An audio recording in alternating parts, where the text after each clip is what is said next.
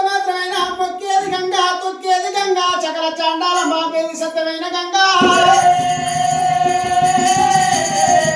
గంగలేని జనము గడిగాగలేదు నీరు లేకపోతే నిమిషం ఉండలేము